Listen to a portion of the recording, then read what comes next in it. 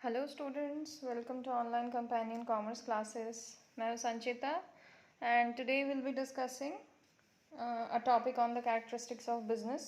इससे पहले के दो क्लासेस आज का कंटेंट डे 3 का कंटेंट है. इससे पहले हम लोगों ने डे 1 और डे 2 का कंटेंट डिस्कस किया था चैप्टर 1 का the nature and purpose of business. तो आज हम लोग बिजनेस स्टडीज़ का कैरेक्टरिस्टिक्स ऑफ बिजनेस को डिस्कस करेंगे, यानी व्यापार की जो विशेषताएं होती हैं, बिजनेस की जो विशेषताएं होती हैं. एक सिंपल सा टॉपिक है.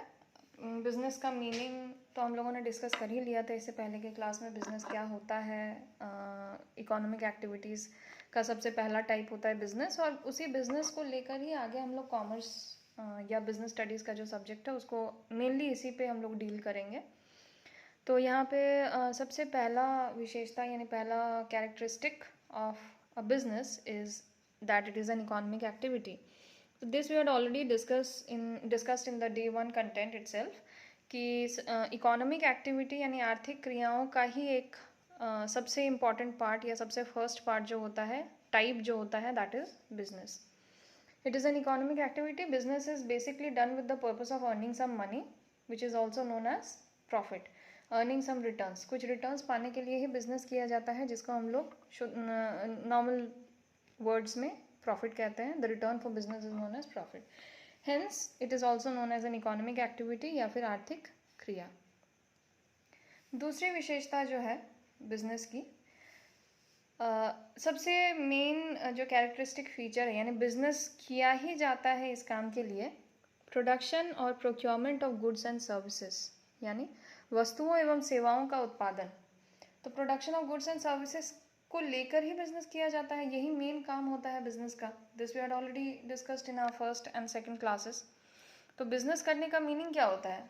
आप बिजनेस में ऐसे किसी एक्टिविटी में एंगेज होते हैं, you are engaged in such types of activity which is related to the production और procurement of goods and services. Goods and services के मैन्युफैक्चर या प्रोडक्शन से रिलेटेड कोई भी एक्टिविटी अगर आप करते हैं for the purpose of getting some returns और profits is known as business. तो ये उसका दूसरा कैरेक्टरिस्टिक फीचर हुआ या फिर विशेषता. The third feature of business is sale और एक्सचेंज ऑफ गुड्स. सबसे पहले तो आप प्रोडक्शन करेंगे. सेल एंड एक्सचेंज के भी किसी एक्टिविटी में अगर आप कोई बिजनेस करते हैं या फिर कोई activities related to the sale and exchange of goods and services करते हैं, that is also a part of the concept of business. यानी वस्तुओं व सेवाओं का विक्रय अगर कोई करता है, हर कोई प्रोड्यूसर नहीं होता, हर कोई मैन्युफैक्चरर नहीं होता. Some people deal in exchange of goods and services as well. जैसे रिटेलर्स होते हैं, होलसेलर्स होते हैं, सब रिटेलर्स होते हैं, एजेंट्स होते हैं. ठीक है, ये लोग क्या करते हैं? ये लोग प्रोडक्शन नहीं करते हैं. ये लोग क्या करते हैं? प्रोड्यूसर्स से गुड्स एंड सर्विसेज को प्रोक्योर करके वो लोग कस्टमर्स तक पहुंचाते हैं. तो that is also a type of business. वो भी बिजनेस एक्टिविटीज़ के अंदर ही आता है. ये भी एक विशेषता हो गया, यानी वस्तुओं व सेवाओं का विक्रय एवं वितरण करना भी बिजनेस का ही एक विशेषता है. उसके बाद रेगुलरिटी ऑफ डीलिंग्स. हम लोगों ने जब डेफिनेशन ऑफ बिजनेस पढ़ा था, in the definition itself it was maintained that dealing of goods and services on a regular basis is termed as business.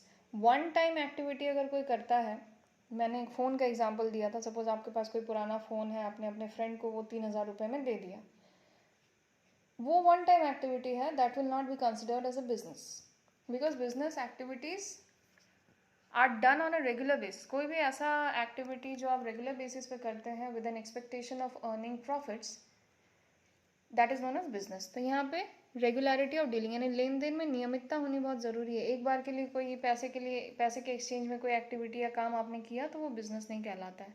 आपका रोजगार उससे आना चाहिए. The fifth and the most important characteristic feature of business is known as profit sharing. बिना profit motive के business नहीं होता. आप अगर जैसे इकोनॉमिक और नॉन इकोनॉमिक एक्टिविटीज़ का क्लासिफिकेशन हमने फर्स्ट डे में पढ़ा था. The two main types of human activities are economic activities and non-economic activities.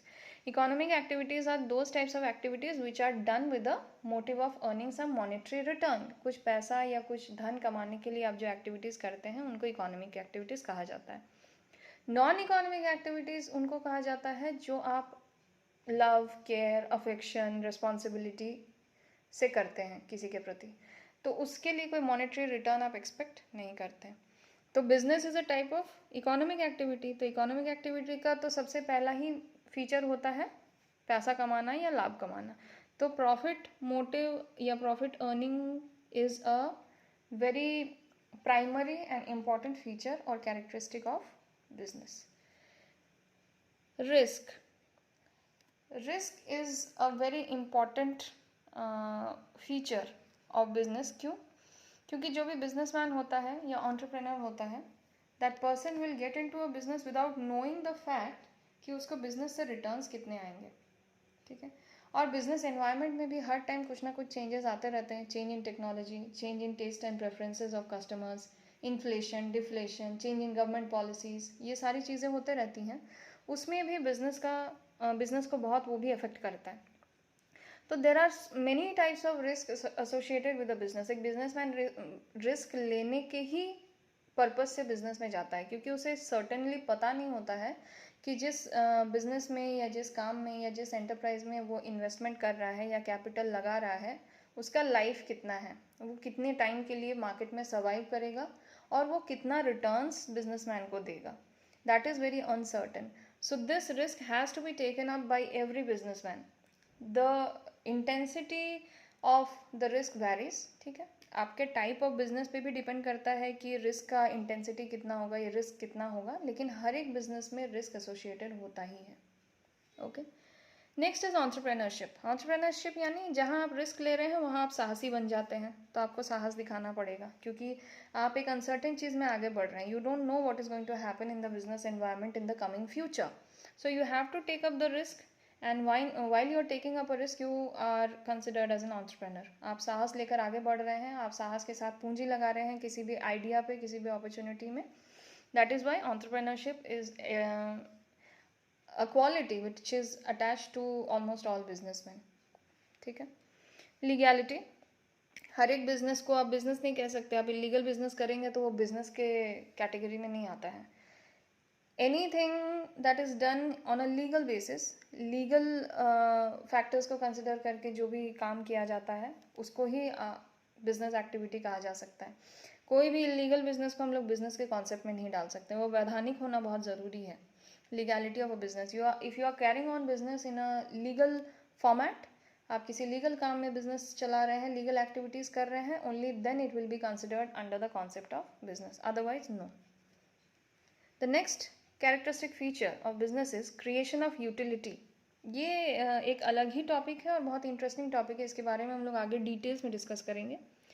Utility यानी उपयोगिता का सृजन।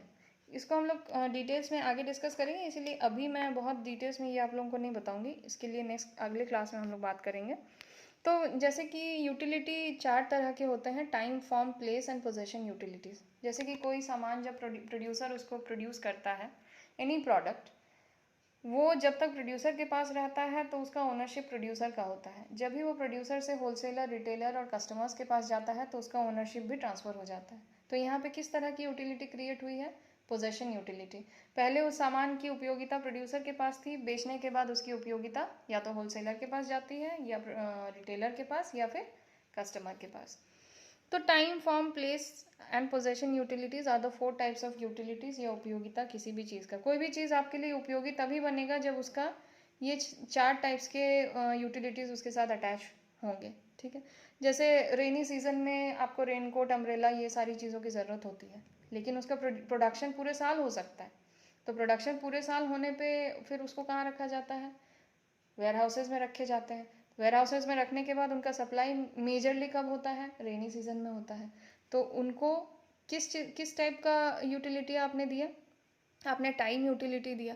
एक टाइम पे वो सामान बना है लेकिन वो यूज़ किसी और टाइम पे आ रहा है, तो उसको आप वेयर हाउसिंग के हेल्प से टाइम यूटिलिटी आपने उसमें क्रिएट किया। इसी तरह से उसका फॉर्म यूटिलिटी और प्लेस यूटिलिटी भी आता है। आपके लिए कॉटन का उपयोगिता जितना होगा उससे कई ज़्यादा उपयोगी थ्रेड और कपड़े का होगा। ठीक है। कॉटन हम लोग बहुत कम पैमाने में हाउस होल्ड्स में यूज़ करते हैं, लेकिन कपड़ों का यूजेज तो होता ही है। थ्रेड यानी धागे का यूजेज तो होता ही है। तो उसी कॉटन से थ्रेड, धागा या फिर कपड़ा बनता है। तो जब भी उसका फॉर्म चेंज होकर, कॉटन का या रुई का फॉर्म चेंज होकर वो धागा या कपड़ा बन जाता है तो उसकी उपयोगिता और बढ़ जाती है। तो ये हो गया फॉर्म यूटिलिटी। प्लेस यूटिलिटी का मतलब क्या होता है? हम लोग जैसे पश्मीना शॉल्स वगैरह यूज़ करते हैं ठंड में। पश्मीना शॉल्स मेनली नॉर्थ में बनता है, जम्मू श्रीनगर यही सब जगहों में बनते हैं। तो इस तरह से बहुत से ऐसे प्रोडक्ट्स हैं जो एक एक एरिया की स्पेशलिटी होते हैं, लेकिन हम लोग भी उनका इस्तेमाल करते हैं, हम लोग भी उसको ख़रीद पाते हैं, हम लोग भी उसको यूज़ कर पाते हैं। कैसे? ट्रांसपोर्टेशन के हेल्प से। जो चीज़ जम्मू में बन रहा है या साउथ में केरला में बन रहा है या इधर मुंबई में बन रहा है या गुजरात में बन रहा है, वो आप तक कैसे पहुंच रहा है? ट्रांसपोर्टेशन की मदद से पहुंच रहा है। तो वहाँ पे किस तरह की यूटिलिटी क्रिएट हो गई? वहाँ पे प्लेस यूटिलिटी क्रिएट हो गया। एक जगह का सामान दूसरे जगह के लोग इस्तेमाल कर पा रहे हैं with the help of transportation. ठीक है, this is another feature of business. अगला फीचर ऑफ बिजनेस है सेटिस्फैक्शन ऑफ सोशल नीड्स। मैंने पहले ही कहा था कि एक बिजनेस सोसाइटी के अंदर फंक्शन करता है तो उसको सोशल या सामाजिक नीड्स को या आवश्यकताओं को संतुष्ट करना बिजनेस का प्राइम रिस्पॉन्सिबिलिटी होता है। बिजनेस सोसाइटी को या सोशल वेलफेयर को, सोसाइटी के वेलफेयर को इग्नोर करके आप बिजनेस को सर्वाइव नहीं करवा सकते हैं किसी भी सोसाइटी में। तो सामाजिक कुछ दायित्व होते हैं बिजनेस के, सोशल नीड्स को सेटिस्फाई करने के कुछ रिस्पॉन्सिबिलिटीज़ होते हैं, वो एक बिज़नेस में होना बहुत ज़रूरी होता है। इसीलिए वो बिज़नेस का एक कैरेक्टरिस्टिक फीचर है, इसकी एक विशेषता है। अगला है कस्टमर सेटिस्फैक्शन। ये तो प्राइम नेसेसिटी है। अगर आप कस्टमर को ही सेटिस्फाई नहीं करते हैं तो फिर आपका बिजनेस चलेगा ही नहीं। आप बेसिकली बिजनेस किसके लिए कर रहे हैं? कस्टमर्स के लिए कर रहे हैं, उन्हीं के लिए प्रोडक्ट्स, गुड्स वगैरह, सर्विसेज वगैरह सप्लाई कर रहे हैं या प्रोड्यूस कर रहे हैं या मैन्युफैक्चर कर रहे हैं। अगर आपके कस्टमर्स ही सेटिस्फाइड नहीं होते हैं तो फिर आपका बिजनेस करने का जो मेन मकसद है, मूल मोटिव है, वही फिर सेटिस्फाई नहीं होगा। तो उपभोक्ता संतुष्टि इज़ अनदर फीचर और कैरेक्टरिस्टिक ऑफ बिजनेस। सबसे लास्ट कैरेक्टरिस्टिक जो बिज़नेस का है, बिज़नेस को आर्ट और साइंस दोनों कंसिडर किया जाता है। बिज़नेस कुछ प्री सेट यूनिवर्सल रूल्स पे चलता है, इसीलिए उसको साइंस कहा जाता है, क्योंकि ट्रायल एंड एरर मेथड में कुछ ऐसे सिद्धांत बनाए जाते हैं जो यूनिवर्सल होते हैं, यानी सार्वभौमिक होते हैं, हर एक तरह के बिजनेस में या व्यापार में वो लगाए जाते हैं, इसीलिए उसको साइंस कहा जाता है। आर्ट्स इसलिए कहा जाता है क्योंकि ये कला है। बिजनेस एक ऐसी कला है जिससे आप लोगों को सेटिस्फाई करते हैं और सोसाइटी को उसकी आवश्यकताओं की चीज़ें प्रोवाइड करते हैं या सर्विसेज प्रोवाइड करते हैं। तो इसीलिए इसको बिज़नेस को एक आर्ट कहा जाता है। इसको भी हम लोग आगे डिटेल्स में डिस्कस करेंगे। होपफुली आप लोगों को आज का कैरेक्टरिस्टिक्स के जो 12 पॉइंट्स थे वो आपको क्लियर हो चुके हैं। तो ये 12 पॉइंट्स को आप लोग बहुत अच्छे से ध्यान से वापस से देखेंगे और समझने की कोशिश करेंगे। आई होप कंसेप्ट आप लोगों को आज क्लियर हो गया होगा, जो भी कैरेक्टरिस्टिक्स हैं। नोट्स तो मैं आप लोगों को डिस्क्रिप्शन बॉक्स में हमेशा डाल देती हूँ, तो उसको भी आप लोग अपने रेफरेंस के लिए यूज़ कर सकते हैं। नोट्स से आप लोगों को समझने में भी आसानी होगी, याद रखने में भी दिक्कत नहीं होगी। ठीक है, आप लोग भी इसी तरह से कोशिश करेंगे कि नोट्स रेडी करें। So I hope the concept of today's topic has been made clear to you. Thank you for attending the class. We'll meet for the next class again. All of you take care. Thank you.